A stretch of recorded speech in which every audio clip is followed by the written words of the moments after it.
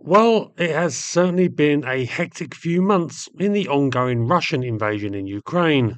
The about turn on US military aid by the Senate saw a massive $95 billion assistance package approved in April, followed by the Russians attempting to open a second front with an attack across the northern border aimed at Kharkiv.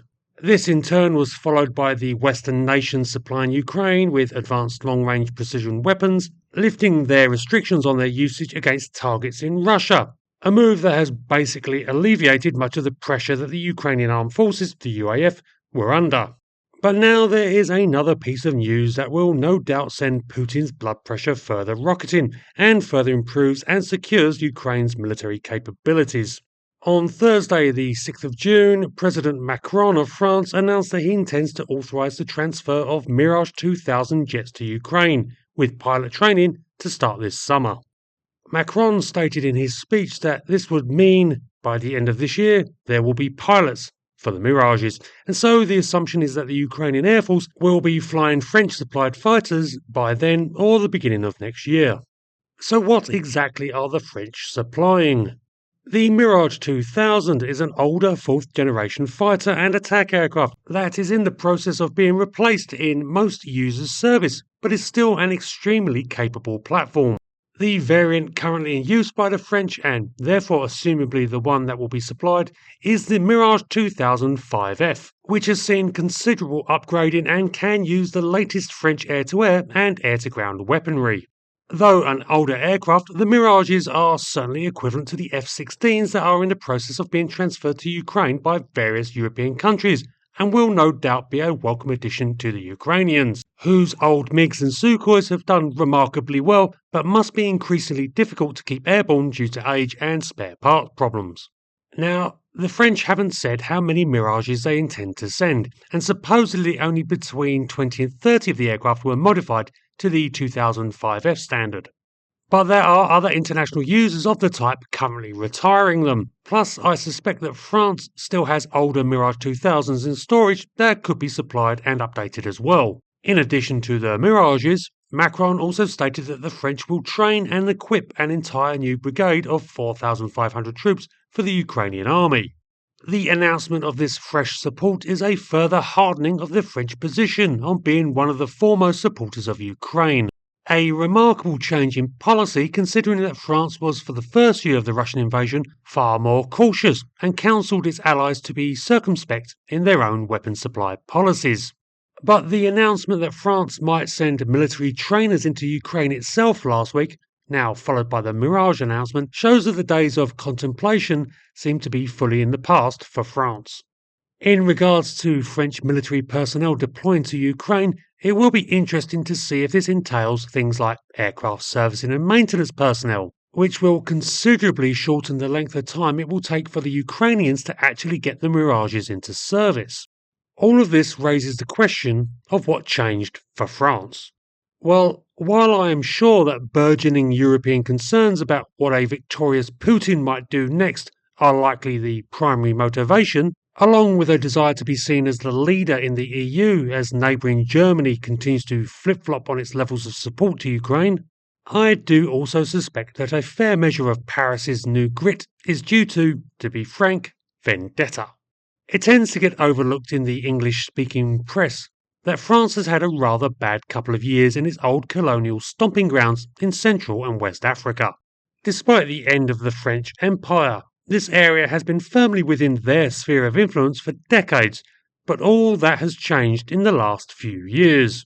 France has effectively lost its foothold, being driven out of the Central African Republic, Niger, Mali, and Burkina Faso, as well as under pressure in other nations that have long been under Paris's sway.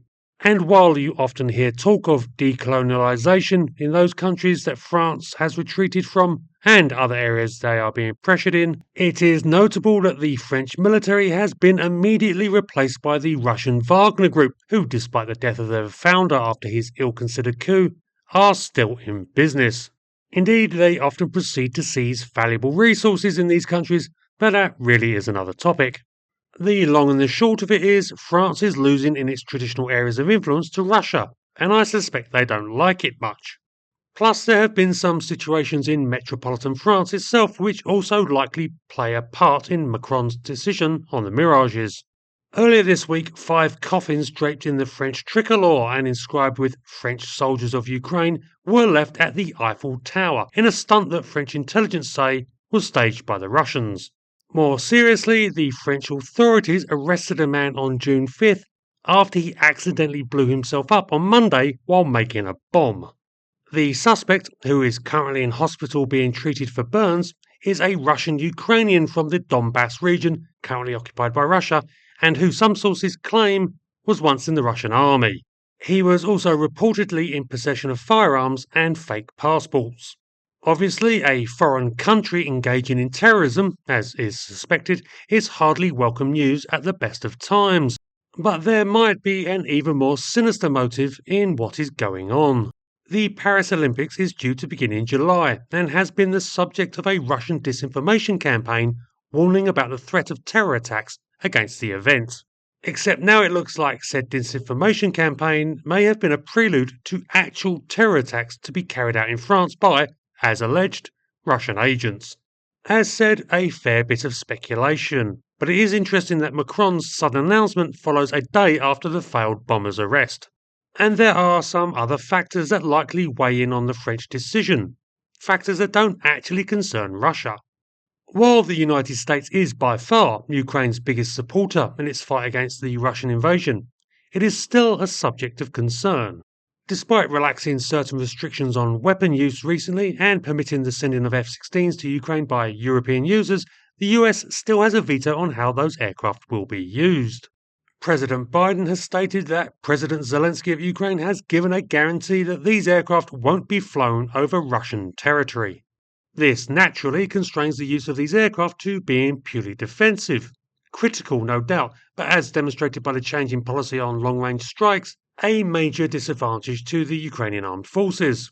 One suspects that the French Mirages will have no such restrictions placed upon them.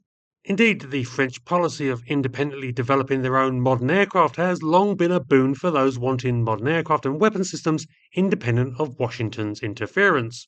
This seems to have been demonstrated recently when the Swedes announced that they were going to delay their intended supplying of modern Gripen fighters to Ukraine at the request of their, quote, partners.